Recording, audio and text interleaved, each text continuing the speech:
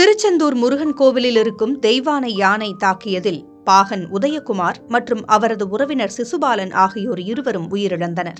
கடந்த 18ஆம் தேதியன்று நடந்த இச்சம்பவத்தை தொடர்ந்து பொதுமக்கள் பார்வைக்கு அனுமதி மறுக்கப்பட்டு கால்நடை பராமரிப்புத்துறை மற்றும் வனத்துறையினர் கட்டுப்பாட்டில் இருந்து வந்தது தெய்வானை. எப்போதுமே சாந்தமாக இருக்கும் தெய்வானை ஆத்திரத்தில் மிதித்ததில் இருவர் உயிரிழந்த சம்பவம் தமிழ்நாடு முழுவதும் அதிர்வலைகளை ஏற்படுத்தியது. எப்போதுமே தனக்கான தனி குளியல் தொட்டியில் உற்சாக குளியல் போடுவதும் நடைபயிற்சி செல்வதுமாக இருந்த தெய்வானையின் வாழ்க்கை இந்த சம்பவத்திற்கு பிறகு முற்றிலுமாக மாறியது. தனி அறையில் வைத்து கண்காணிக்கப்பட்ட நிலையில் சில தினங்களுக்கு முன்பு இரும்பு கதவை திறந்தபோது கேமராவை பார்த்து துதிக்கையை ஆட்டி மகிழ்ந்தது.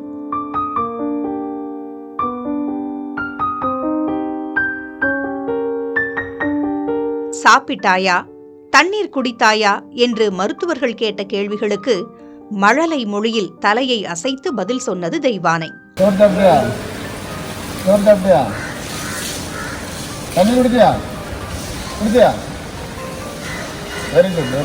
இதற்கிடையே முன்பிருந்தே தெய்வானைக்கு கால் உள்ளிட்ட உடல் பகுதிகளில் பூஞ்சை தொற்று இருந்த நிலையில் தனி அறையில் இருந்ததால் பாதிப்பு கூடுமோ என்ற அச்சமும் இருந்தது.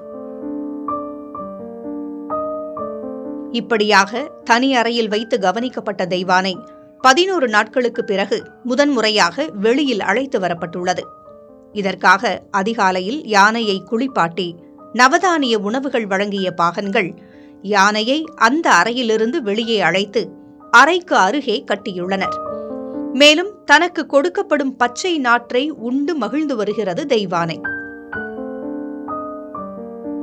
இத்தனை நாட்களுக்கு பிறகு வெளியே வந்துள்ள தெய்வானையை அந்த வழியாக செல்லும் பக்தர்கள் வேடிக்கை பார்த்தபடி செல்கின்றனர்.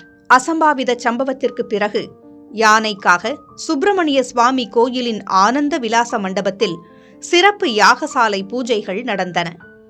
இதில் கும்பத்தில் வைக்கப்பட்ட புனித நீர் தெய்வானை மீதும் அது இருந்த தனி அறையிலும் தெளிக்கப்பட்டது. யானை பாகனின் உறவினர் தெய்வானையின் அருகில் நின்றபடி அதனை தொட்டவாறு நீண்ட நேரமாக செல்ஃபி எடுத்ததால் ஆத்திரமடைந்த தெய்வானை துதிக்கையால் தாக்கியதில் இருவர் உயிரிழந்தது குறிப்பிடத்தக்கது.